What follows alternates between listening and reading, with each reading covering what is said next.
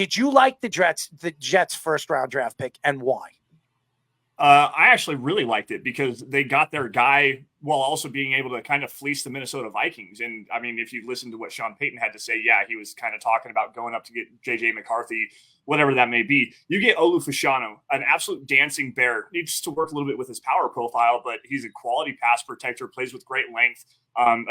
Like a little bit raw still. I think that there's still some growth potential with him, but this is a huge get for them. He's going to be a blindside protector for maybe Aaron Rodgers. We don't know if he's going to play this year, but you go out, you shore up the depth, you ensure that you got a young player that can develop. He's going to work behind Tyron Smith and what's the other one? Morgan Moses, which those guys are always injured. So you bring in a quality pass protecting option like that and just let him go to work behind those guys and grow behind those veterans. I love the pick. Mike, your thoughts? Yeah, Lance says he doesn't belong on this panel. That was a fantastic job. I mean, what a great job of summing it up. So I guess I'll take a look at it from sort of a different perspective, because I completely agree with everything Lance already said. But, I think that this regime is looking at this draft as they need immediate impact, because they're not going to be around after this upcoming season if they don't get that immediate impact. So, like Lance touched on, Tyron Smith, there isn't a lot of depth behind him.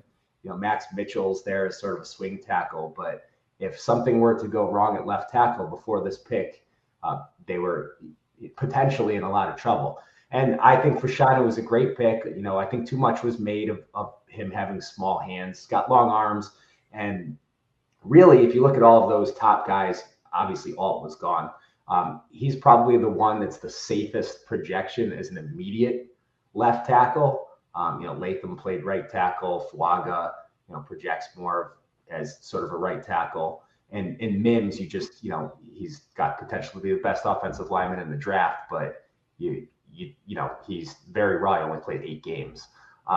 So yeah, I liked what they did in the first round, and they're going to get immediate impact and try to win a Super Bowl and save their jobs. Ray, what are your thoughts? Yeah, I mean, Olu coming out of Penn State, he's obviously a fantastic human being because of that. But everything these guys said as well, and you mentioned the immediate impact, Mike, right? And so when talking about Tyron Smith, drafting his backup replacement, whatever you want to call it, is an immediate impact. I mean, we saw what happened when he went out and Chaz Green had to take over at left tackle for the Cowboys, and he gave up like 5 or 6 sacks to Adrian Claiborne in a game against the Falcons or something ridiculous like that.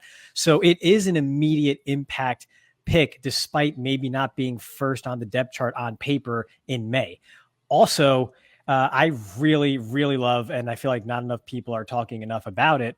I loved the pick of Malachi Corley as well. You hear about, like in car commercials, you hear them best in class, right? Whatever, best in class luxury, best in class economic. He is the best in class outside of maybe Malik Nabers at yards after catch in a very good wide receiver draft room. So I just absolutely loved that pick as well. So you want to talk about immediate impact, even beyond the first round, and at a position that was deep in this draft class. I really love the Malachi Corley pick. Despite obviously he doesn't have a full route tree and all the other things, he can make an immediate impact just with the ball in his hands from day one. So yeah, I was a big fan of those 2 picks in particular as well for the Jets.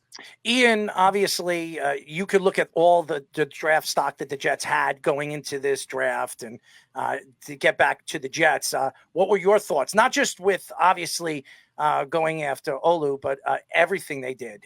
Obviously, Braylon Allen, every single thing that they did in the draft. What were your thoughts of the Jets? Where would you rate the Jets in another draft for a guy like Joe Douglas, who everybody thinks is a draft king over the last 2 or 3 years?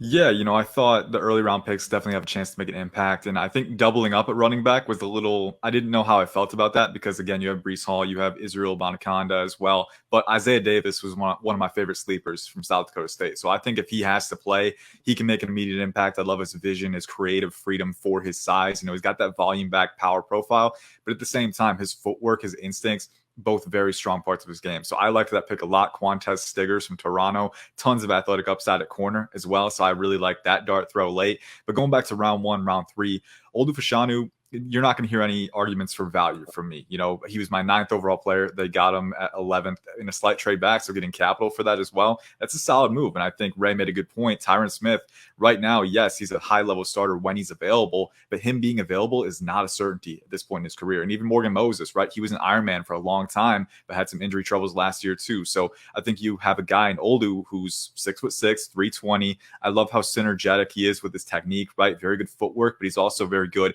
at compounding that positioning and that footwork with really, really good active hand usage and placement as well. The one thing that I wanted to keep improving at, right, is absorbing against power a little bit. There are times where his torso could be a little too wide. He'll let guys get inside, and that's where he can get on his skates a little bit. So you want to keep improving that power absorption, but the athleticism, the technique, all those things are there for him.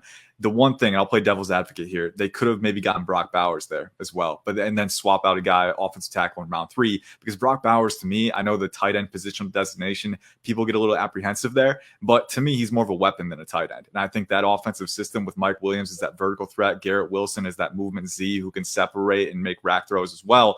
Brock Bowers can be a really great fit as that big slot weapon, right? Who you can just scheme touches to, just let him eat the ball in his hands. That would have been a fun pick, and that would have been a great value too. But especially for the Jets, who need to protect Aaron Rodgers, they really need to make most of this window. I think having that security on the offensive line, you're never going to hear complaints from me, because that's the most important unit on the field. Travis, your thoughts to the Jets throughout this year 2024 draft?